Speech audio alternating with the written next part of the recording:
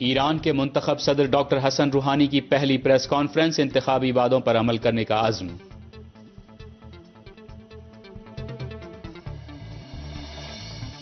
ترکی میں حکومت اور عوام کا تصادم، انقرہ اور استنبول میں جھڑپیں، مزدور یونینوں کی اپیل پر ملک کی ہڑتال۔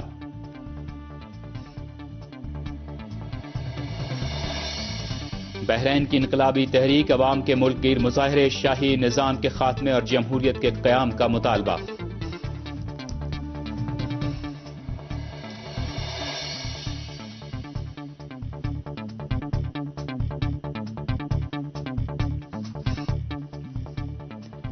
بسم اللہ الرحمن الرحیم، درود و سلام ہو محمد و آل محمد پر۔ السلام علیکم ناظرین، خبرنامے کے ساتھ حاضر خدمت ہیں۔ ہماری ویب سائٹ کا پتہ ہے urdu.sehertv.ir اور ہمارا ای میل ایڈریس ہے خبریں@sehertv.ir۔ لیجیے اب آپ تفصیل کے ساتھ خبریں ملاحظہ فرمائیے۔ ایران کے منتخب صدر ڈاکٹر حسن روحانی نے اپنی پہلی بین الاقوامی پریس کانفرنس میں عوام کے اقتصادی اور معیشتی مسائل کے حل اور خطے کے تمام ملکوں کے ساتھ دوستانہ روابط کے فروغ کو اپنی حکومت کی اولین ترجیح قرار دیا ہے۔ منتخب صدر ڈاکٹر حسن روحانی نے پیر کی شام اپنی پہلی پریس کانفرنس میں اپنے مختصر خطاب میں انتخابات میں پرجوش شرکت پر ایرانی عوام کا شکریہ ادا کیا۔ انہوں نے ایک بار پھر کہا کہ انتخابات میں اصلی فاتح ایرانی قوم ہے۔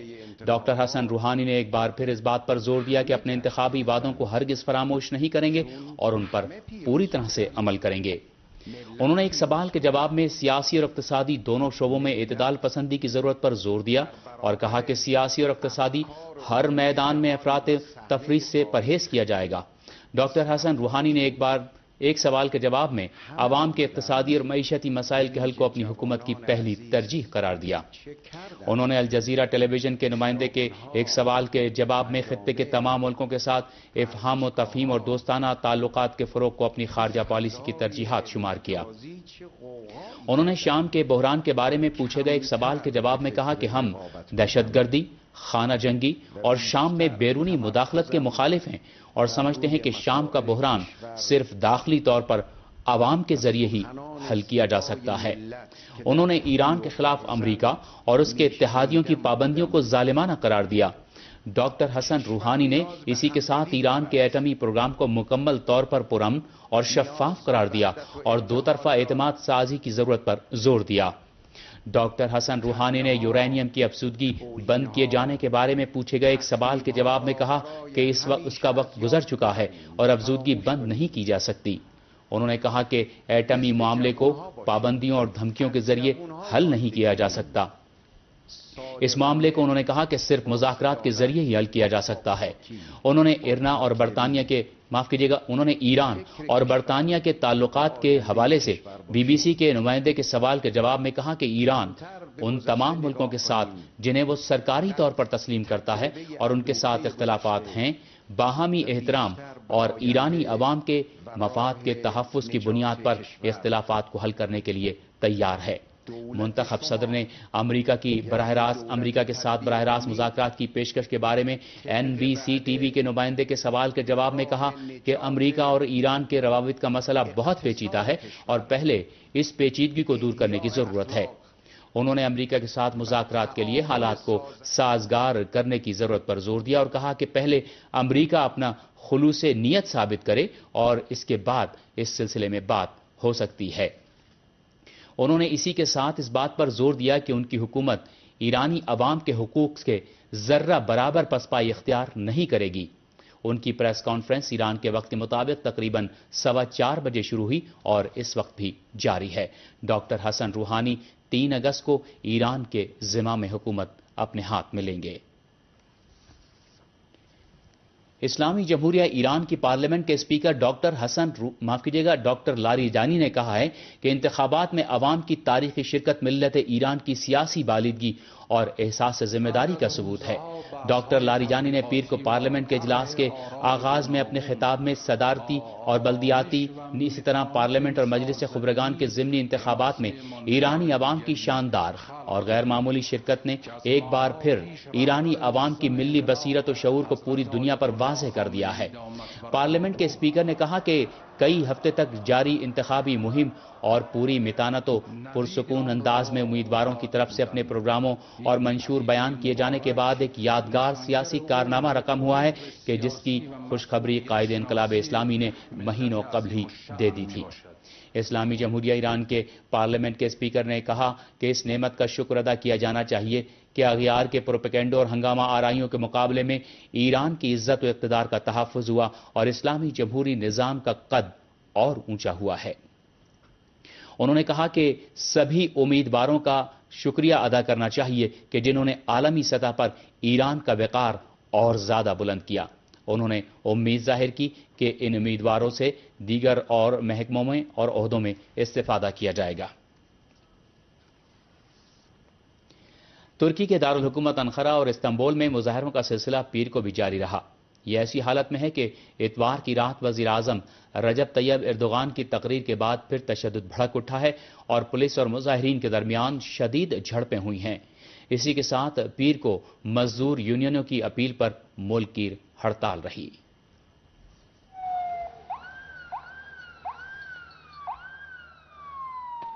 ترکی میں مظاہرے بدستور جاری ہیں اور پیر کی صبح ایک بار پھر ہزاروں لوگوں نے دارالحکومت انقرہ کی سڑکوں پر نکل کر حکومت کے خلاف نعرے لگائے۔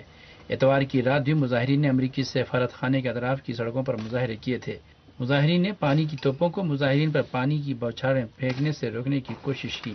ترکی کے وزیر اعظم کی استنبول میں اپنے حامیوں کے جلسے سے خطاب کے بعد جھڑپوں میں شدت آ گئی ہے۔ وزیر اعظم رجب طیب ایردوغان نے استنبول میں اپنے حامیوں کے اجتماع سے خطاب کرتے ہوئے کہا کہ ملک میں 2 ہفتے سے جاری مظاہروں میں دہشت گرد ملوث ہیں۔ اتوار کی رات استنبول میں وزیر اعظم رجب طیب ایردوغان کی تقریر کے بعد ایک بار پھر مظاہرین اور پولیس میں جھڑپیں شروع ہو گئیں۔ رپورٹ کے مطابق عوام کی بڑی تعداد نے استنبول کے تقسیم اسکوائر پر اجتماع کرنا چاہا، جس کو روکنے کے لیے پولیس نے تشدد کا سہارا لیا۔ پولیس کی جانب سے تشدد کے بعد مظاہرین اور پولیس کے درمیان جھڑپیں شروع ہو گئیں۔ رپورٹ میں بتایا گیا کہ جھڑپیں تقسیم اسکوائر تک محدود نہیں رہیں، بلکہ استنبول کی تمام اہم سڑکیں پولیس اور مظاہرین کے درمیان جنگ کا میدان بن گئیں۔ پولیس اور مظاہرین کے درمیان جھڑپوں کا سلسلہ اب بھی جاری ہے اور لوگ انقرہ اور استنبول کی سڑکوں پر وقفے سے مظاہرے کر رہے ہیں۔ ادھر ترکی کی 2 بڑی لیبر یونینوں کی اپیل پر پولیس کے تشدد کے خلاف ملازمین کی ہڑتال شروع ہو گئی ہے۔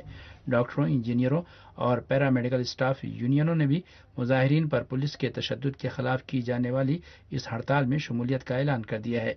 رپورٹوں کے مطابق اس ہڑتال میں 8 لاکھ ملازمین شریک ہیں اور پولیس کے انتباہ کے باوجود ہڑتال میں حصہ لے رہے ہیں۔ ترکی کے وزیر داخلہ نے پولیس کے تشدد کے خلاف کی جانے والی اس ہڑتال کو غیر قانونی قرار دیا ہے۔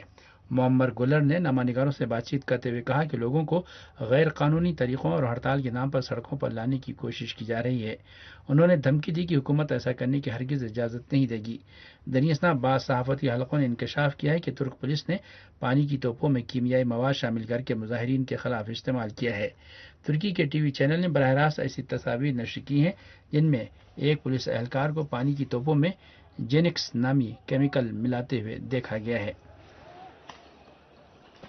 شام کے دارالحکومت دمشق کے مضافات میں زبردست دھماکہ ہوا ہے، جبکہ فوج کے آپریشن میں متعدد سعودی باشندوں سمیت بہت سے دہشت گرد ہلاک ہو گئے ہیں۔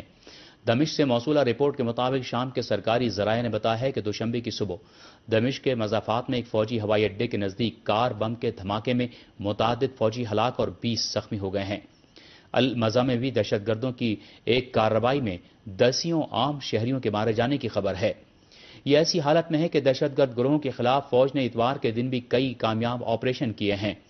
دوسری طرف شام کی خبر رساں ایجنسی سانا نے رپورٹ دی ہے کہ فوج کے ساتھ لڑائی میں بہت سے دہشت گرد مارے گئے ہیں جن کا تعلق سعودی عرب سے تھا۔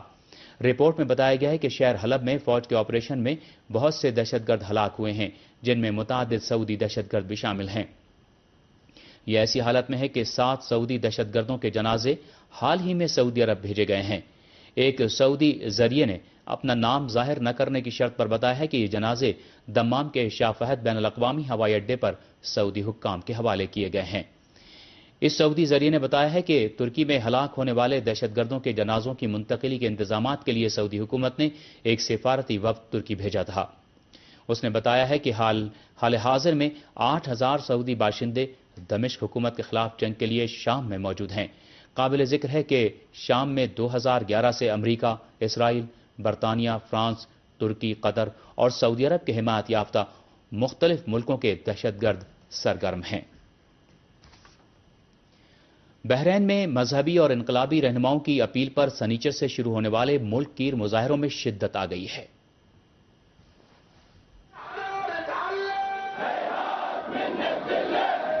بحرین کے مختلف علاقوں میں علماء کرام اور انقلابی رہنماؤں کی اپیل پر سنیچر سے ملک گیر مظاہرے جاری ہیں۔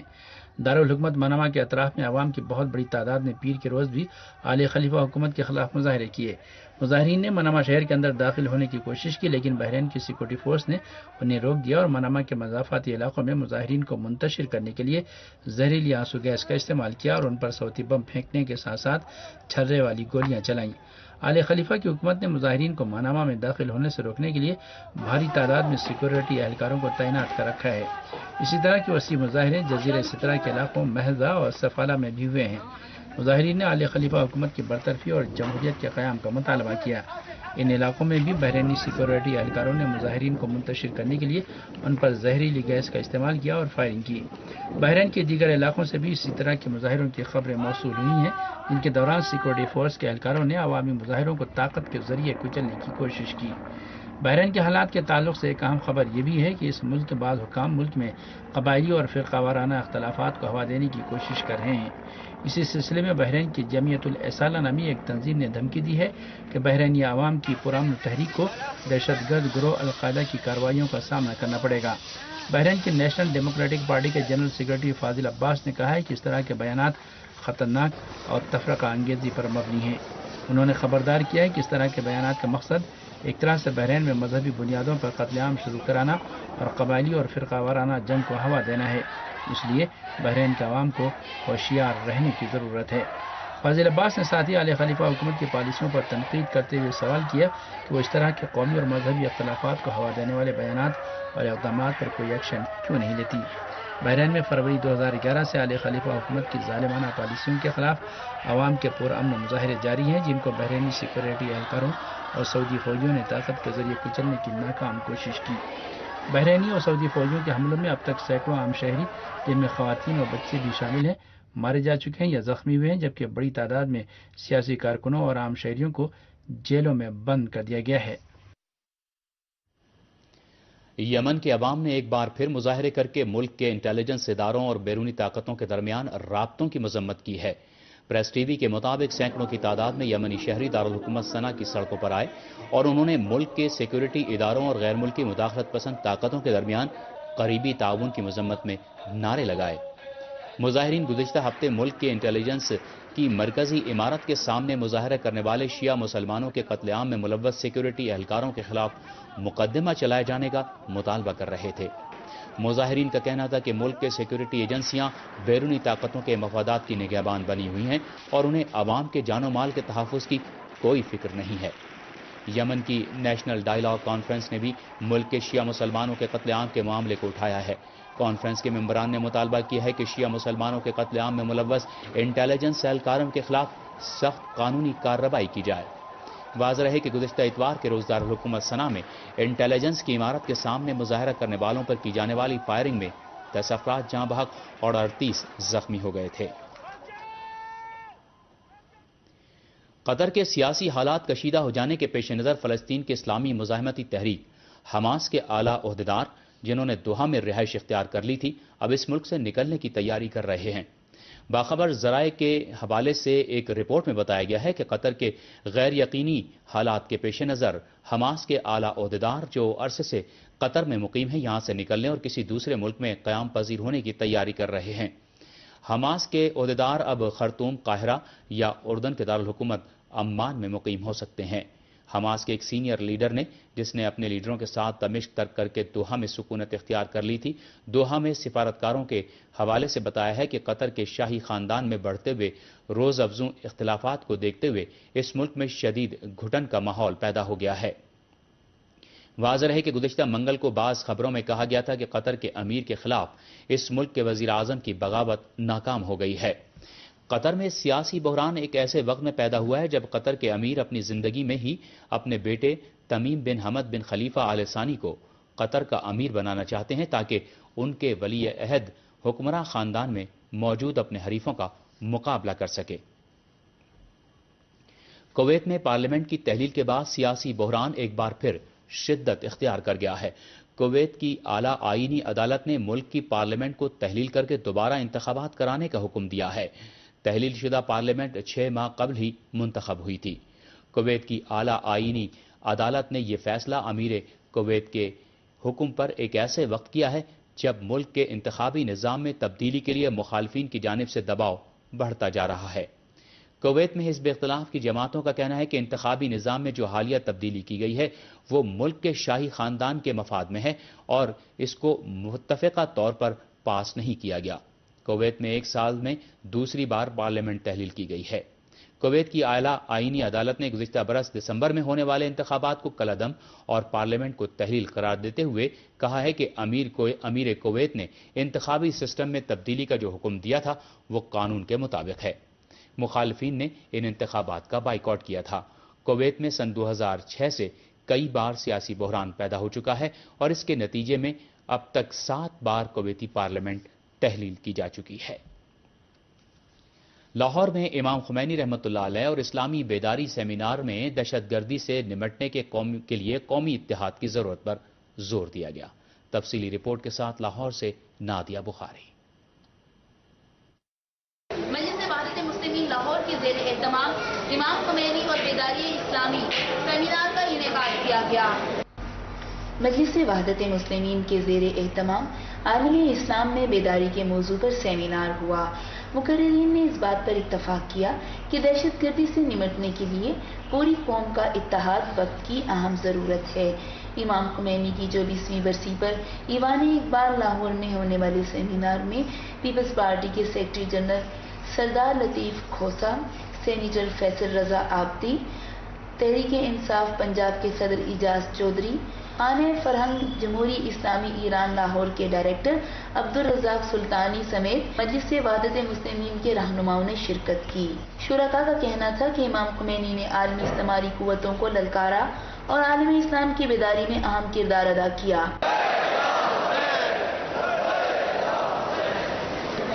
نادیہ بخاری، زہر عالمی نیٹورک، لاہور۔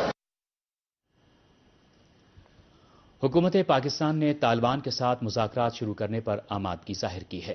پاکستان کے وزیر داخلہ نے کہا ہے کہ حکومت طالبان کے ساتھ مذاکرات اور تنازع کا پرامن حل نکالنا چاہتی ہے۔ چودھری نثار علی خان کا کہنا تھا کہ حکومت مذاکرات پر یقین رکھتی ہے اور اس نے مذاکرات کی میز پر آنے والے تمام گروہوں سے بات چیت کرنے کا فیصلہ کیا ہے۔ ادھر طالبان نے کہا ہے کہ حکومت پاکستان کے ساتھ مذاکرات کے حوالے سے اس کے موقف میں کوئی تبدیلی نہیں آئی ہے۔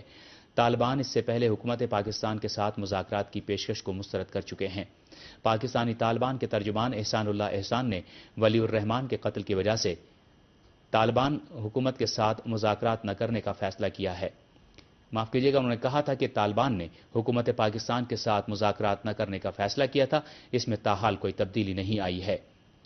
پاکستانی طالبان نے سن 2012 کے آخر میں پہلی بار کہا تھا کہ وہ حکومت پاکستان کے ساتھ مذاکرات کے لیے تیار ہیں، تاہم اس کے لیے انہوں نے طالبان قیدیوں کی آزادی اور پاکستان کے بعض سیاسی جماعتوں کی جانب سے مذاکرات کی ضمانت فراہم کیے جانے کا مطالبہ کیا تھا۔ امریکی ڈرون حملے میں اپنے کمانڈر ولی الرحمان کی ہلاکت کے بعد طالبان نے حکومت پاکستان پر امریکہ کے ساتھ تعاون کا الزام لگاتے ہوئے مذاکرات کی تجویز واپس لے لی تھی۔ ہندوستان کے پیٹرولیم کے وزیر نے کہا ہے کہ ان کا ملک 20 ملین ٹن سالانہ سیال گیس کی خریداری کے لیے ایران کے ساتھ مذاکرات کر رہا ہے۔ ہندوستان کے پیٹرولیم کے وزیر ویرپا موئلی نے بتایا ہے کہ ملک میں LNG گیس کی ڈیمانڈ بڑھ گئی ہے۔ انہوں نے کہا کہ سن 2020 تک LNG گیس کی ڈیمانڈ 5 سے 6% مزید بڑھ جائے گی۔ ہندوستان نے اب تک سالانہ 14 ملین ٹن سیال گیس کی درآمد کے معاہدے پر دستخط کیے ہیں اور اس گیس کی درآمدات سے سالانہ 20 ملین ٹن کرنے کے لیے دوسرے ملکوں کے ساتھ ہندوستان مذاکرات کر رہا ہے۔ ہندوستانی حکومت کی طرف سے جاری کردہ اعداد و شمار کے مطابق یہ ملک اپنے استعمال کی 1/4 گیس درآمد کرتا ہے۔ ہندوستان کی تیل اور گیس کی سرکاری کمپنی نے بھی کہا ہے کہ اس کے گیس کے ذخائر کم ہو رہے ہیں، جبکہ بجلی گھروں اور فرٹیلائزر کمپنیوں کی طرف سے گیس کی ڈیمانڈ بڑھ گئی ہے۔ جاپان، جنوبی کوریا، برطانیہ اور اسپین کے بعد ہندوستان 5واں بڑا ملک ہے جو LNG گیس دوسرے ملکوں سے درآمد کرتا ہے۔ ہندوستان کی ریاست اتراکھنڈ میں سیلاب سے تباہی پھیل گئی ہے۔ ہندوستانی ذرائع کے مطابق ریاست اتراکھنڈ میں موسلادھار بارشوں اور سیلاب نے ایسی تباہی مچائی ہے کہ کئی عمارتیں اور گاڑیاں سیلاب کے ریلے میں بہہ گئی ہیں۔ لوگوں کا کہنا ہے کہ 36 گھنٹے سے مسلسل موسلادھار بارشوں کے نتیجے میں سیلاب آ گیا ہے اور ان کا سب کچھ تباہ ہو گیا ہے۔ بارشوں کے بعد دریائے گنگا میں سیلاب آ گیا ہے جس نے ساحلی علاقوں میں زبردست تباہی پھیلائی ہے۔ شدید بارش کے نتیجے میں دہلی کے اندرا گاندھی بین الاقوامی ہوائی اڈے میں بھی پانی بھر گیا ہے جس سے مسافروں کو مشکلات کا سامنا کرنا پڑ رہا ہے۔ دنیا کے 8 صنعتی ملکوں کے گروپ G8 کا سربراہی اجلاس شمالی آئرلینڈ کے دارالحکومت بلفاسٹ سے 130 کلومیٹر کے فاصلے پر واقع چھوٹے سے شہر انسکلن میں شروع ہو گیا ہے۔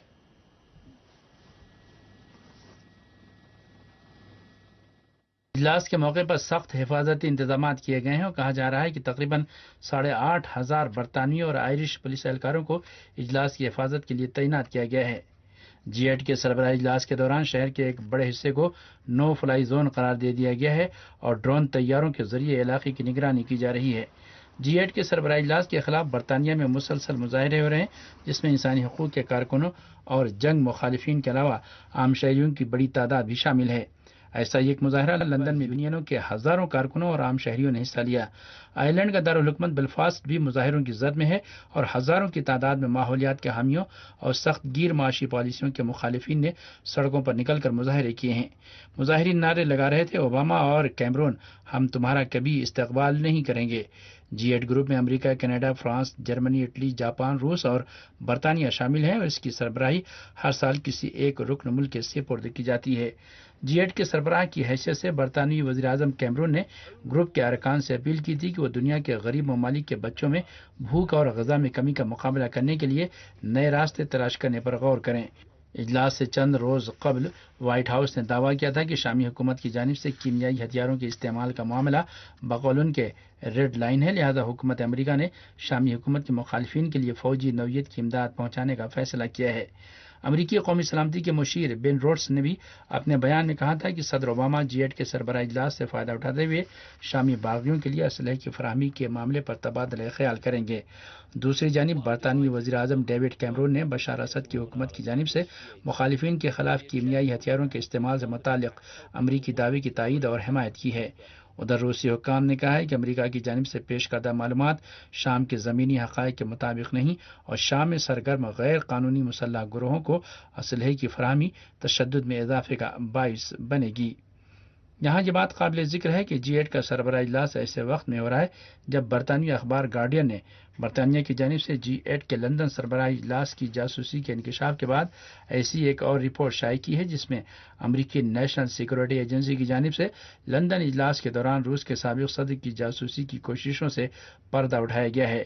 اس خبر نے امریکہ اور روس کے درمیان کشیدگی کا نیا ماحول پیدا کر دیا ہے۔ امریکی نیشنل سیکورٹی ایجنسی کے سابق ایجنٹ ایڈورڈ اسنوڈن کی جانب سے منظر عام پر آنے والی دستاویزات سے اس بات کی نشاندہی ہوتی ہے کہ سن 2009 کے G8 اجلاس کے دوران G20 اجلاس کے موقع پر روسی صدر کے خفیہ رابطوں کی جاسوسی کی گئی تھی۔ اور ناظرین، آخر میں اہم خبروں کی سرخیاں ایک بار پھر پیش خدمت ہیں۔ ایران کے منتخب صدر ڈاکٹر حسن روحانی کی پہلی پریس کانفرنس، انتخابی وعدوں پر عمل کرنے کا عزم۔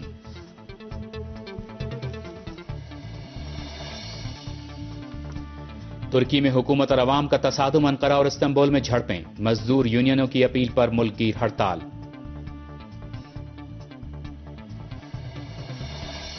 بحرین کی انقلابی تحریک، عوام کے ملک گیر مظاہرے، شاہی نظام کے خاتمے اور جمہوریت کے قیام کا مطالبہ۔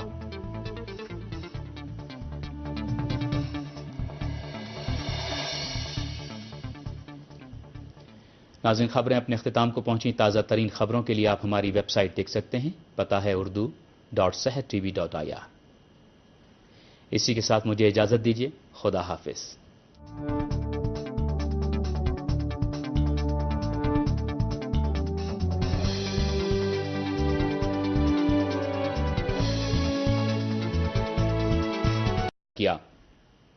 انہوں نے ایک بار پھر کہا کہ انتخابات میں اصلی فاتح ایرانی قوم ہے۔ ڈاکٹر حسن روحانی نے ایک بار پھر اس بات پر زور دیا کہ اپنے انتخابی وعدوں کو ہرگز فراموش نہیں کریں گے اور ان پر پوری طرح سے عمل کریں گے۔ انہوں نے ایک سوال کے جواب میں سیاسی اور اقتصادی دونوں شعبوں میں اعتدال پسندی کی ضرورت پر زور دیا اور کہا کہ سیاسی اور اقتصادی ہر میدان میں افراط تفریط سے پرہیز کیا جائے گا۔ ڈاکٹر حسن روحانی نے ایک سوال کے جواب میں عوام کے اقتصادی اور معیشتی مسائل کے حل کو اپنی حکومت کی پہلی ترجیح قرار دیا۔ انہوں نے الجزیرہ ٹیلی ویژن کے نمائندے کے ایک سوال کے جواب میں خطے کے تمام ملکوں کے ساتھ افہام و تفہیم اور دوستانہ تعلقات کے فروغ کو اپنی خارجہ پالیسی کی ترجیحات شمار کیا۔ انہوں نے شام کے بحران کے بارے میں پوچھے گئے ایک سوال کے جواب میں کہا کہ ہم دہشت گردی، خانہ جنگی اور شام میں بیرونی مداخلت کے مخالف ہیں اور سمجھتے ہیں کہ شام کا بحران صرف داخلی طور پر عوام کے ذریعے ہی حل کیا جا سکتا ہے۔ انہوں نے ایران کے خلاف امریکہ اور اس کے اتحادیوں کی پابندیوں کو ظالمانہ ہڑتال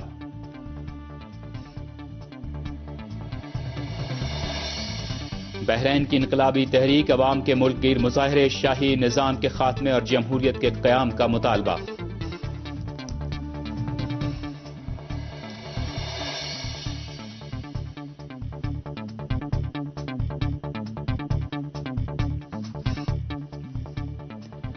بسم اللہ الرحمن الرحیم، درود و سلام ہو محمد و آل محمد پر۔ السلام علیکم ناظرین، خبرنامے کے ساتھ حاضر خدمت ہیں۔ ہماری ویب سائٹ کا پتہ ہے urdu.sehertv.ir اور ہمارا ای میل ایڈریس ہے خبریں@sehertv.ir۔ لیجیے اب آپ تفصیل کے ساتھ خبریں ملاحظہ فرمائیے۔ ایران کے منتخب صدر ڈاکٹر حسن روحانی نے اپنی پہلی بین الاقوامی پریس کانفرنس میں عوام کے اقتصادی اور معیشتی مسائل کے حل اور خطے کے تمام ملکوں کے ساتھ دوستانہ روابط کے فروغ کو اپنی حکومت کی اولین ترجیح قرار دیا ہے۔ منتخب صدر ڈاکٹر حسن روحانی نے پیر کی شام اپنی پہلی پریس کانفرنس میں اپنے مختصر خطاب میں انتخابات میں پرجوش شرکت پر ایرانی عوام کا شکریہ ادا کیا۔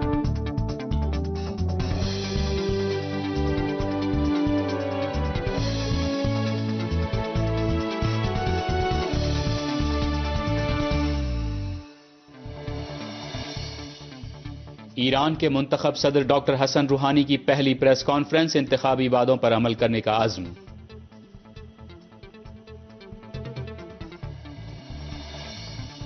ترکی میں حکومت اور عوام کا تصادم انقرہ اور استنبول میں جھڑپیں، مزدور یونینوں کی اپیل پر ملک کی